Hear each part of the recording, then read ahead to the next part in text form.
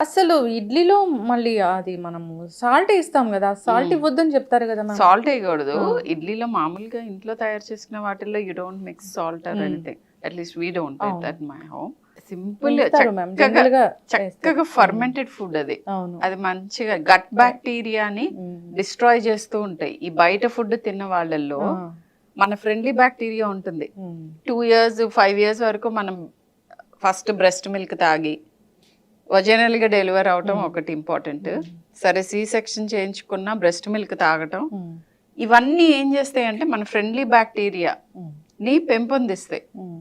ఇవి మన immune regulation లో చాలా ఇంపార్టెంట్ పార్ట్. హ్మ్.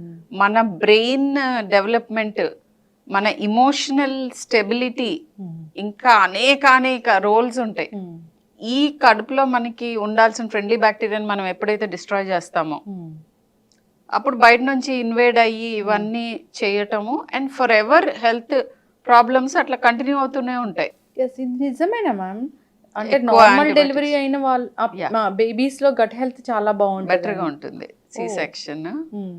సి సెక్షన్ వాళ్ళకంటే హ్మ్. అట్లా అని సి సెక్షన్స్ చేయించుకోకూడదని నేను చెప్పను. హ్మ్. సేఫ్ గా డెలివర్ అవటం is very important, particularly for the baby also. హ్మ్.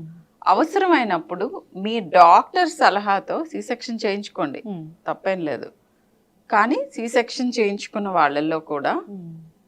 బ్రెస్ట్ ఫీడింగ్ మూలాన హ్మ్. ఆ ఫ్రెండ్లీ బ్యాక్టీరియా వస్తాయి. ఇన్ఫాక్ట్ సి సెక్షన్ నిన్న కూడా డెలివరీ అయిన వాళ్ళకి హ్మ్. బేబీని ఇమ్మీడియట్ గా మదర్ Mother. అబ్డమిన్ మీద, తర్వాత మదర్ దగ్గర బ్రెస్ట్ మధ్యలో పడుకోబెడతాం on the table. Hmm. Operate అవుతూ ఉంటుంది మదర్.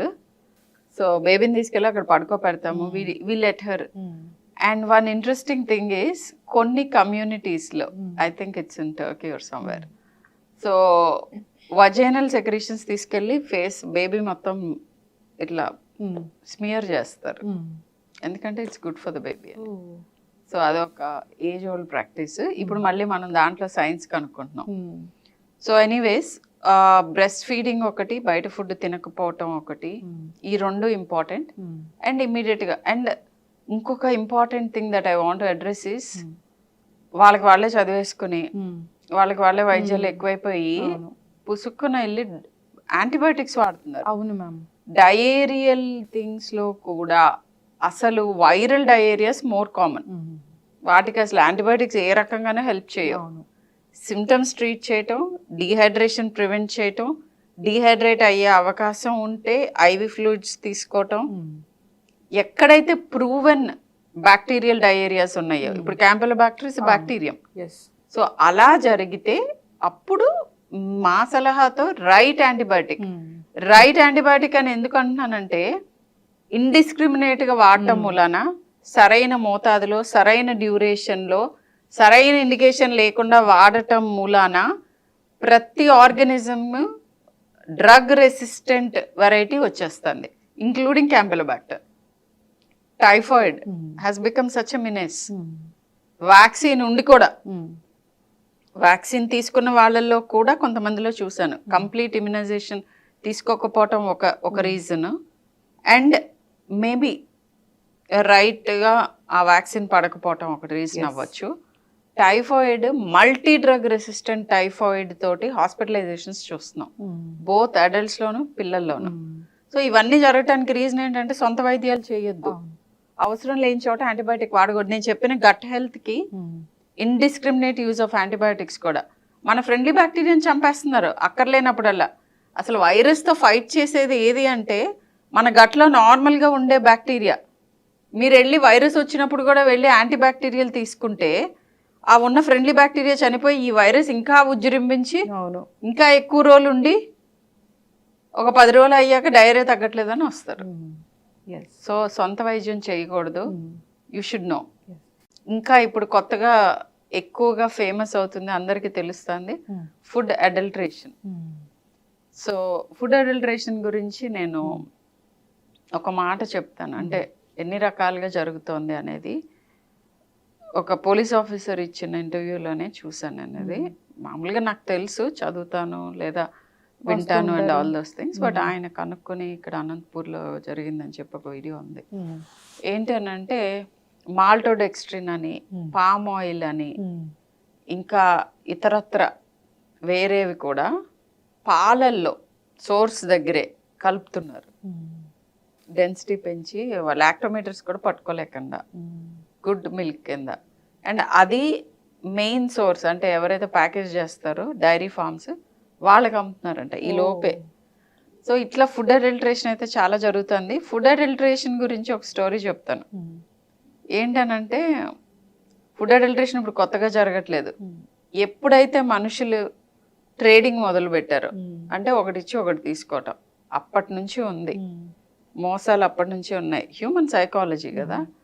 సో స్పైసెస్ ఇక్కడ నుంచి ఎక్కడికో ఇంపోర్ట్ చేసేవాళ్ళు, అంటే నడుచుకుంటూ ట్రావెల్ ఉండేది కదా అప్పట్లో, ఎప్పుడో few hundreds of years ago. So వాటిల్లోనే అవి ఇవి నూరిపోయటం అనేది అప్పుడే స్టార్ట్ చేశారు. అండ్ ఇంకొక ఇంట్రెస్టింగ్ స్టోరీ ఏంటంటే, ఒకటి హంబగ్స్ అని అంటారు, ఒక చిన్న పెప్పర్మింట్ క్యాండీస్, వాటిల్లో ఆర్సెనిక్ కలిసి బ్రిటన్లో ఒక 20 పీపుల్ చనిపోయారు, 200 పీపుల్ ఇల్లు అయ్యారు చిన్న క్యాండీస్లో ఫుడ్ అడల్టరేషన్ జరిగి.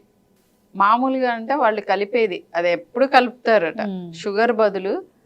ఐ వాజ్ వెరీ సర్ప్రైజ్డ్ ఈ స్టోరీ విని. షుగర్ ఒకప్పుడు చాలా కాస్ట్లీ ఐటమ్ ఇన్ బ్రిటన్, ఎందుకంటే షుగర్ కేన్ పండేది కాదు, ఎక్కడి నుంచో ఇంపోర్ట్ చేసుకునేవారు. సో దానికి అంత కాస్ట్లీ ఐటమ్ కాబట్టి దాన్ని వేరే దాంతో రిప్లేస్ చేసే ప్రక్రియలో ఇదంతా జరిగింది. So anyways, besides the point, food adulteration ఒకటి జరుగుతోంది. సో ఇది విన్నపం ఎవరికి, గవర్నమెంట్స్కి. ఇది మీరు గట్టిగా చాలా స్ట్రింజెంట్ యాక్షన్స్ తీసుకుంటున్నారు, చాలా ప్లేసెస్ని మోస్తున్నారు, దట్ ఈస్ అప్రిషియబుల్. సో ఇంకా అవేర్ అవ్వాలి.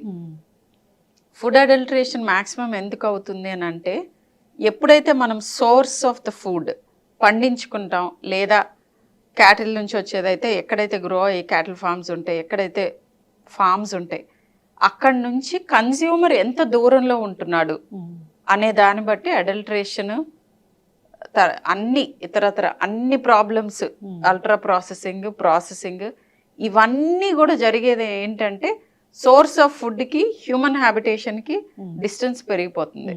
అలా జరిగినప్పుడు ఇవి జరుగుతాయి. సో దీనికి హైపోథెటికల్ సొల్యూషన్ ఏంటంటే, చిన్న చిన్న కమ్యూనిటీస్ చుట్టూతా, అంటే ఇన్ని కిలోమీటర్స్కి atleast one source of food ఉండాలి. అంటే చిన్న ఫార్మ్స్ ఉండాలి, క్యాటిల్ ఉండాలి సమ్వేర్ ఆ విసినిటీలో. ఇన్ అదర్ వర్డ్స్, ఇదివరకు ఇవి తక్కువ ఎందుకు ఉండేవి అంటే విలేజ్ బేస్డ్ ఉండేది. ఒక విలేజ్లో ఎన్ని ఉంటాయి, 100-150 ఫ్యామిలీస్ ఉంటాయి. Almost every one they live close to the farm, or వాళ్ళకే ఫార్మ్ ఉంటుంది. ఆల్మోస్ట్ ఎవ్రీ వన్కి క్యాటిల్ ఉంటుంది. సో అప్పుడు ఇంకా ఫుడ్ అడల్టరేషన్ ఎక్కడ జరుగుతుంది, you are directly getting it from the source. So ఇది మ్యాగ్నిఫై అయ్యి మన ఇండస్ట్రియలైజేషన్, అర్బనైజేషన్ అండ్ ఈ ఓవర్ క్రౌడింగ్, దీని మూలన ఇవన్నీ ఎక్కువ జరుగుతున్నాయి. The next thing is food intolerances, like I said, cow milk protein allergies. ఈ allergies ఇవాళ కూడా చూసాను ఒక చైల్డ్కి, ఆల్మోస్ట్ 5 month old, అస్సలు పెరగట్లేదు. కౌ మిల్క్ ప్రోటీన్ అలర్జీనే కాదు, షుగర్ అలర్జీస్ ఉంటాయి, చాలా రకాల ఫుడ్ ఇంటాలరెన్సెస్ ఉంటాయి. కొంతమందికి కొన్ని ఫుడ్ స్టఫ్స్ పడవు, ఈ ఫుడ్ ఇవ్వగానే వాళ్ళకి అలర్జిక్ రియాక్షన్స్ వస్తూ ఉంటాయి. అది గమనించుకుంటూ ఉండాలి. ఇప్పుడు అలర్జీ టెస్ట్లు కూడా వచ్చినాయి. అయితే ఇంట్రెస్టింగ్గా పిల్లలు చాలా ఎక్సెసివ్గా ఏడుస్తూ ఉంటారు, ఎక్సెసివ్గా గ్యాస్ వస్తూ ఉంటుంది, ఎక్సెసివ్గా వామిట్ చేస్తూ ఉంటారు. ఇవన్నీ జరుగుతూ కొంతమంది వెయిట్ గెయిన్ కూడా అవ్వరు, కొంతమంది వెయిట్ గెయిన్ అయినా సఫర్ అవుతూ ఉంటారు. సో వాళ్ళకి తెలియంది ఏంటంటే, యూజువల్గా చాలాసార్లు పీడియాట్రిషియన్స్ కూడా మిస్ అయ్యేది, వాళ్ళకి ప్రాబబ్లీ మిల్క్ అలర్జీస్ ఉంటాయి. ఫస్ట్ 6 monthsలో కూడా జరగచ్చు ఇది. సో ఇలాంటి పిల్లలకి డిఫరెంట్ ప్రత్యామ్నాయ ఫార్ములాస్ ఉన్నాయి అండ్ పద్ధతులు ఉన్నాయి. కొన్నిసార్లు ఎర్లీగా వీన్ చేయాల్సి రావచ్చు. ఇట్లా ఫస్ట్ అసలు ఇన్వెస్టిగేట్ చేసి కనుక్కోవాలి ఎందుకు జరుగుతుంది. పర్సిస్టెంట్గా ఒక చైల్డ్ ఒక సిమ్టమ్తో ఉంటే మీ పీడియాట్రిషియన్ అప్రోచ్ అవ్వండి. వెయిట్ గెయిన్ అవ్వకపోవడం కూడా ఒక సిమ్టమే. వెయిట్ గెయిన్ అవ్వకపోవడం కూడా ఒక సిమ్టమ్. అండ్ వెరీ ఇంట్రెస్టింగ్లీ, దగ్గులు జలుబులు కూడా they are related to cow milk protein allergy. ఊరుకూరిని జలుబులు చేస్తూ ఉంటాయి. ఆల్మోస్ట్ చిన్నప్పుడు 2-3 months దగ్గర నుంచి స్టార్ట్ అవుతాయి. సో నేను చెప్పినట్టుగా వాళ్ళు ఒక్కొక్కసారి బ్రెస్ట్ ఫెడ్ బేబీస్ లో కూడా ఇది ఉండొచ్చు. స్కిన్ ర్యాషెస్ వస్తూ ఉంటాయి, ఎక్స్టెన్సివ్ స్కిన్ ర్యాష్, ఎక్స్టెన్సివ్ ఈ బాగా విపరీతమైన దగ్గులు జలుబులు, లేకపోతే డయేరియాస్, లేకపోతే వాంతులు, లేదా విపరీతమైన కడుపులో నొప్పితో బాధపడుతూ బేబీస్ బాగా ఏడుస్తూ ఉంటారు, కోలిక్. ఇవన్నీ కూడా మన గట్ బ్యాక్టీరియా ప్రాబ్లమ్స్ అన్నీ అవ్వచ్చు, సరిగ్గా ఎస్టాబ్లిష్ అవ్వటం, లేదా ఫుడ్ ఇంటాలరెన్సెస్ ఉండొచ్చు. సో అండ్ ఇవే సిమ్టమ్స్ పెద్ద పిల్లల్లో రావచ్చు, ఇంకా పెద్దవాళ్ళలో కూడా రావచ్చు.